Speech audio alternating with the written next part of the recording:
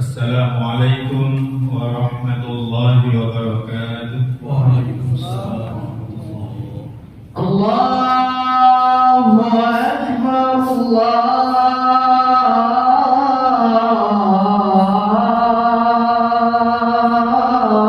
Akbar. La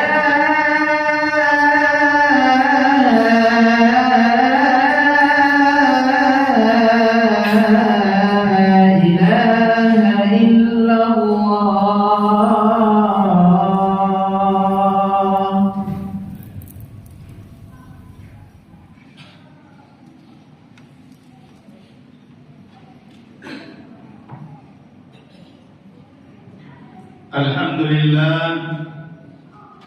Alhamdulillahilladzi arsala rasulahu bil huda wa dinil haqq liyudhhirahu 'ala ad-din kullihi walau karihal musyrikun. Asyhadu an la ilaha illallah wahdahu la syarika lah wa asyhadu anna Muhammadan 'abduhu wa rasuluh la nabiyya wa la rasula ba'dah. Allahumma salli wa sallim wa barik ala sayyidina Muhammad wa ala alihi wa ashabihi wa tabi'in wa tabi'in tabi'in wa man tabi'ahum bi ihsanin ila yaumiddin. Amma ba'du, fa ya ibadallah, fa ya ayyuhal hadirun rahimakumullah, usini nafsi wa iyyakum bi taqwallah faqad fazal muttaqun. Qala Allah ta'ala fil Qur'anil Karim, a'udzu billahi minasy syaithanir rajim. Ya ayyuhalladzina amanu udkhulu fis silmi kaffah wa la tattabi'u khutuwatis syaitan innahu lakum aduwwum mubin. Wa qala subhanalladzi asra bi 'abdihi laylan minal masjidil haram ilal masjidil aqsa alladzi barakna hawlahu linuriyahu min ayatina innahu huwas sami'ul basir. Wa qala Rasulullah sallallahu alaihi wasallam, innama bu'ithtu liyutammima makarimal akhlaq. Shadaqallahul azim, shadaqa rasuluhul karim, wa nahnu ala dzalika minasy syahidin. Hadirin jamaah Jumat rahimakumullah, alhamdulillah, puji dan syukur kita panjatkan kepada Allah Subhanahu wa taala. Allah telah melimpahkan rahmat dan nikmat-Nya kepada kita semua, nikmat yang besar, nikmat iman, nikmat Islam, nikmat sehat, nikmat harta, nikmat keluarga, dan nikmat kita bisa hadir di dalam ruangan masjid ini untuk kita sama-sama menghadap Allah, melaksanakan sholat Allah, yaitu sholat Jumat secara berjamaah. Semoga kita tergolong ke dalam hamba-hamba yang pandai bersyukur, tergolong ke dalam hamba-hambanya yang beriman dan bertakwa kepada Allah Subhanahu wa taala. Oleh karena itu maka pesan khatib sebelum menyampaikan yang lain-lainnya, dipastikan khatib itu berpesan takwa. Oleh karena itu bertakwalah kepada Allah Subhanahu wa taala dengan sebenar-benarnya takwa. Marilah setiap diri kita terus memperhatikan, melakukan muhasabah, introspeksi terhadap setiap perbuatan kita. Apakah itu perbuatan yang kaitannya kita sebagai seorang pribadi muslim, atau kedudukan kita sebagai suami dari istri dan ayah dari anak-anak kita, atau kedudukan kita sebagai pribadi muslim di tengah-tengah masyarakat. Para hadirin kaum muslimin rahimakumullah, Hari ini kita berada di bulan yang mulia, yaitu bulan Rajab. Salah satu bulan yang disebut oleh Allah sebagai bulan haram.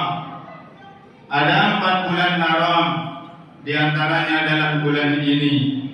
Di dalam salah satu penjelasan Imam Mufassir bahwa melakukan perbuatan maksiat pada bulan ini dosanya jauh lebih besar daripada bulan-bulan yang lainnya. Para hadirin jamaah yang dimuliakan Allah, ketika masuk pada bulan Rajab ini, tentu ingatan kita kepada sebuah peristiwa agung yang menimpa atau yang terjadi kepada baginda Nabi Muhammad SAW. Kenapa? Karena itu bukan kehendak Nabi, itu adalah kehendak Allah Subhanahu wa Ta'ala.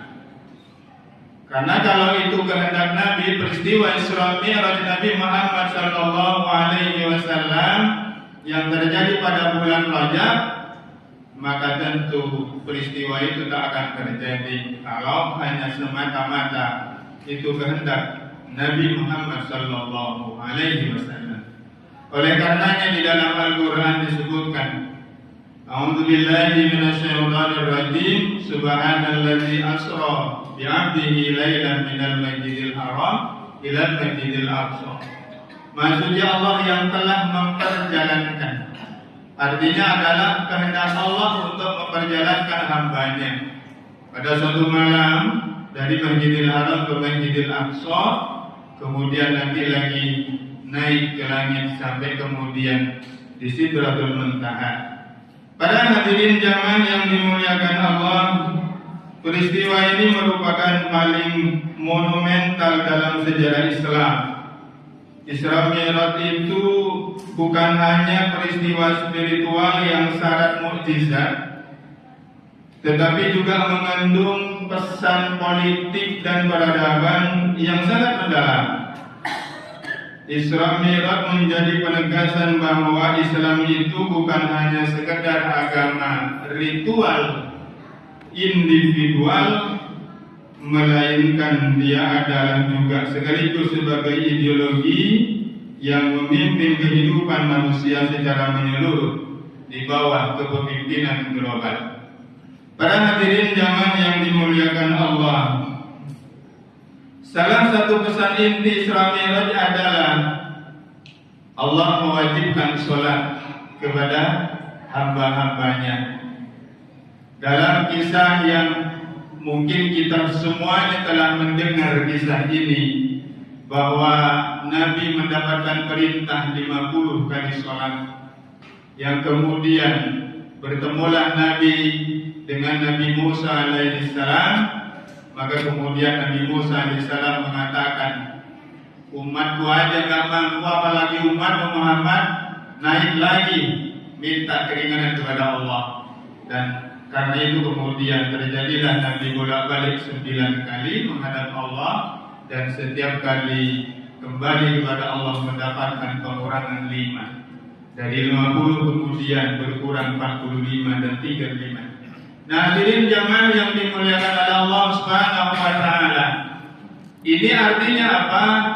Menunjukkan pesan bahwa sholat itu merupakan ibadah yang istimewa, yang nantinya akan menjadi pondasi bagi setiap individu untuk kemudian mengarungi kehidupan ini. Kenapa? Karena manusia itu nantinya akan bukan hanya hidup secara individu, dia juga nanti akan hidup dalam sosial, dalam kehidupan bermasyarakat, dalam kehidupan berbangsa dan bernegara. Dan di antaranya mesti harus ada yang menjadi pemimpin politis. Para hadirin kaum muslimin rahimakumullah, pesan bahwa Islam itu adalah bukan hanya agama ritual, tetapi juga mengandung pesan politik dalam peristiwa Isra Mi'raj ini apa? Maksudnya adalah kepemimpinan. Setelah Nabi Shallallahu Alaihi Wasallam tiba di Masjidil Aqsa, di sana telah berkumpul para nabi dan rasul, dan di sana Nabi Muhammad SAW dinobatkan sebagai imam sholat. Imam sholat ini menunjukkan apa? Bahwa kepemimpinan global itu Allah berikan kepada Islam, diberikan kepada Nabi Muhammad SAW.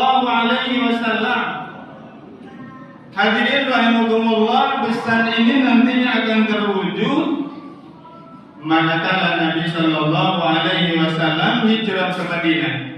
Karena memang peristiwa Isra Mi'raj ini adalah 1 tahun 2 tahun sebelum Nabi SAW diperintah oleh Allah hijrah ke Madinah.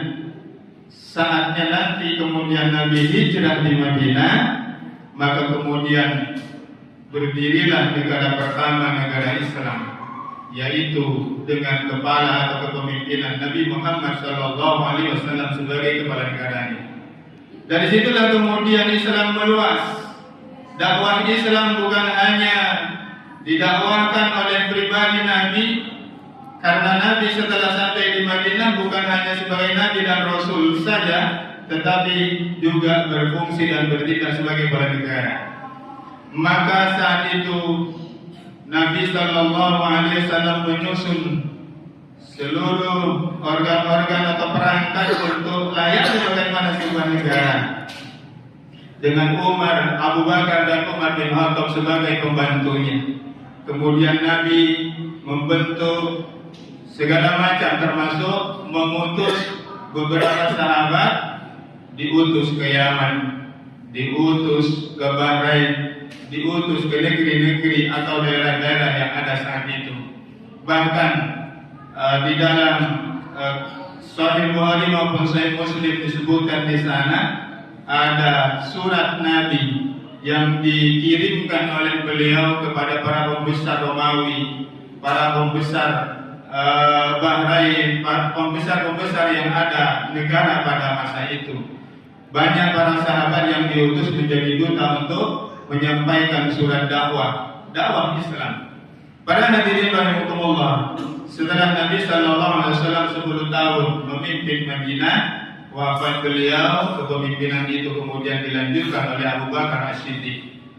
Di masa itu 2 tahun Abu Bakar As-Siddiq kemudian dilanjutkan oleh Umar bin Khattab. Di masanya Umar bin Khattab ini dakwah meluas ke berbagai penjuru dunia. Kalau saat wafatnya Nabi Islam sudah menyelimuti seluruh jazirah Arab, maka di masanya Umar sudah bisa menaklukkan di berbagai belahan dunia. Para hadirin kaum muslimin rahimakumullah, Allah Subhanahu wa taala telah menjelaskan dan memberikan penjelasan kepada kita bahwa Allah akan memberikan kekuasaan kepada hamba-hambanya yang beriman ketika mereka taat kepada Allah Subhanahu wa taala. Allah Subhanahu wa taala berfirman, wa'adallahu alladhina amanu minkum wa 'amilus solihati la yastakhlifannahum fil ardh. Allah telah menjanjikan kepada orang-orang yang beriman dan beramal soleh bahwa Dia benar-benar akan menjadikan mereka berkuasa di muka bumi. Juga diberkati oleh hadis Nabi sallallahu alaihi wasallam, "Tsumma takunu khilafatan 'ala minhajin nubuwah." Kemudian akan ada kembali khilafah 'ala minhajin nubuwah. Setelah runtuhnya khilafah 1424 Masehi Utsmaniyah atau biasa disebut dengan Turki Utsmani, masih akan ada lagi, kata Nabi dalam hadis ini, akan tegak kembali khilafah 'ala minhajin nubuwah. Bahkan diterangkan di dalam Sahih Muslim bahwa kiamat tidak akan terjadi sebelum kaum muslimin kemudian memimpin dunia, kemudian berkuasa menguasai dunia. Setelah itu baru kemudian berangsur-angsur surut dan kemudian kiamat. Hadirin jamaah yang dimuliakan Allah, bagaimana sikap kita ketika ada berita gembira seperti ini dari Allah dan Rasul-Nya? Maka kita mesti harus menyambut dan berusaha untuk menegakkan apa yang telah dijanjikan itu. Tidak boleh digantikan. Barakallahu li wa lakum fil Qur'anil azim wa nafa'ani wa iyyakum bima fihi minal ayati wa dzikril hakim. Aqulu qawli hadza astaghfirullahal azim li wa lakum wa ولسائر المسلمين والمسلمات والمؤمنين والمؤمنات فاستغفروه إنه هو الغفور الرحيم. اللهم صل وسلم وزد وأنعم وتفضل وبارك بجلالك وكمالك على أشرف عبادك سيدنا ومولانا محمد وعن كل الصحابة رسول الله أجمعين.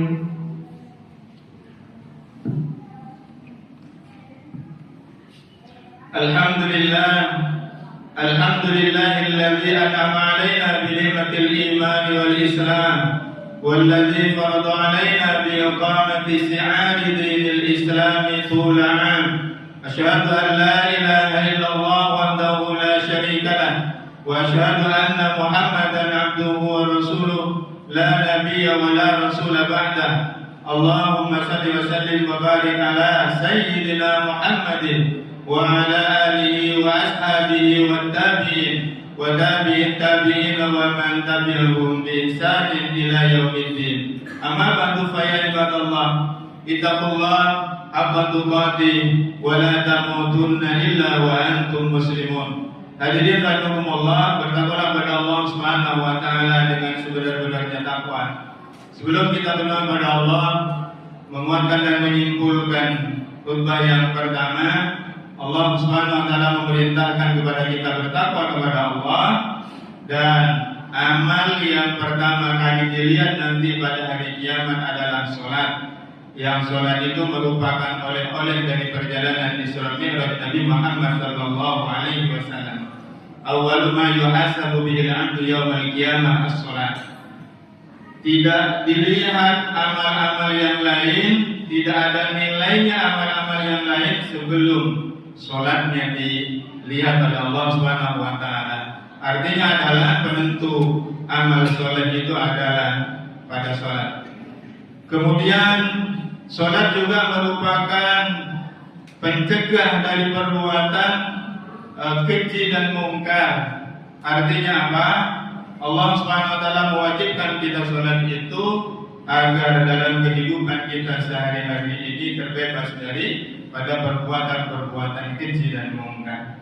Semoga Allah Subhanahu wa taala memberikan kepada kita rahmat dan nikmat hidayahnya untuk istiqamah di jalannya. Amin Allahumma amin. A'udzu billahi minasyaitonir rajim. Bismillahirrahmanirrahim.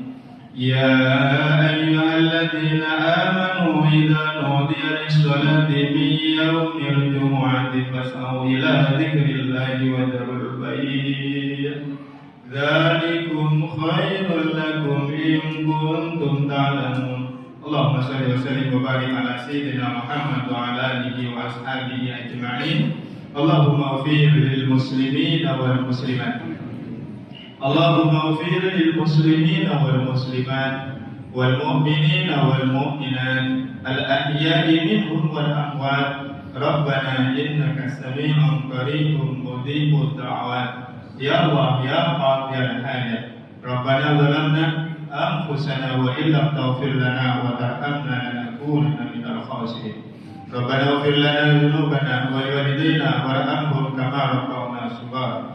Ya Allah ya Rahman ya Rahim, ampuni dosa-dosa kami ya Allah, yang tampak, yang tersembunyi, yang kecil, yang besar ya Allah, yang kami sengaja dan yang tak kami sengaja ya Allah. Ampuni pula dosa kedua orang tua kami yang masih hidup, lebih-lebih mereka yang telah wafat, telah meninggal dunia. Rahmati mereka ya Allah, alirkan pahala kebaikan kami kepada mereka ya Allah.